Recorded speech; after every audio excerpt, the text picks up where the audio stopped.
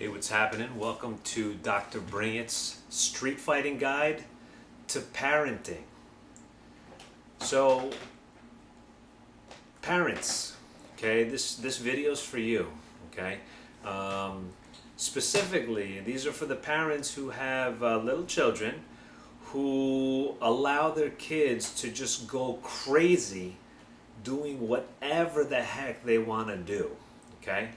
And of course, if you talk to these parents, then these parents will say like, oh, my kid is so out of control. He doesn't want to listen. He doesn't want to do, the things that I ask him to do. He's just so crazy, so hyper. He's got a lot of energy. Well, I do have to say something about that. You know what? It's your fault. I know you may not want to hear that, but hey, this is the street fighting guide. So I just have to get down and dirty and kind of blunt about the whole thing. You can make the difference, okay? I'll give you a quick example. If you go out expecting to have a nice time with your, with your spouse or your boyfriend or whatever, and you bring the kids, you bring them to the restaurant and they just act up and they go off and they're doing all these bad things and stuff, and you just don't know what to do because you can't seem to control them. Well, you know what? Training starts at home. If you're not teaching your kids the proper way to act outside of the house while you're in the house, how do you expect the kid to know?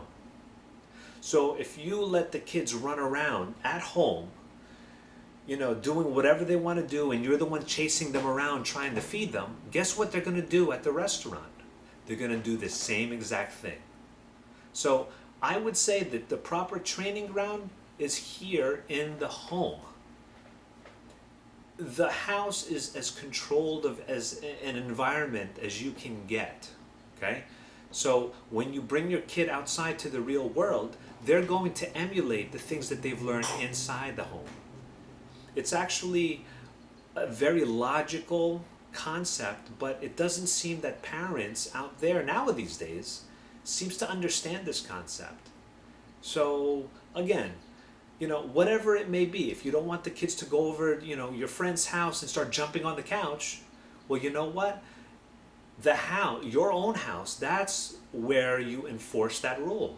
And you teach them in your own home not to jump on the couch.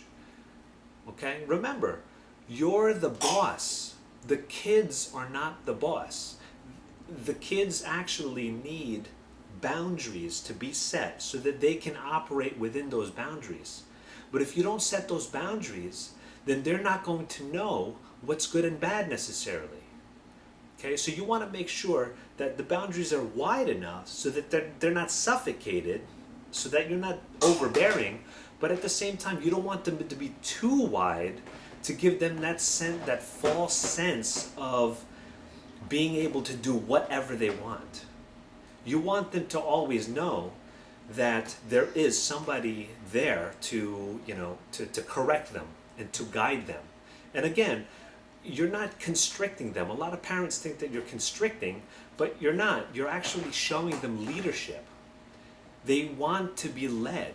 If you show them how to be good leaders, then in the future, they'll also be good leaders. Okay, but you have to lead by example. A lot of parents now these days are afraid to handle their kids or grab them by the arm and become like assertive.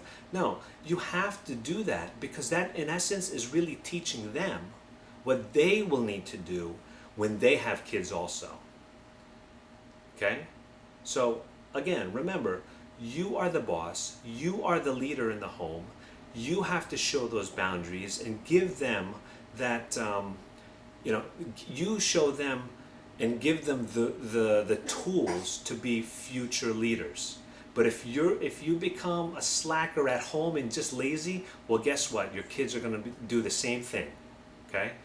So remember, be a leader in your home, you show your kids who's the boss, and that's that. Please give me comments. Talk to you soon.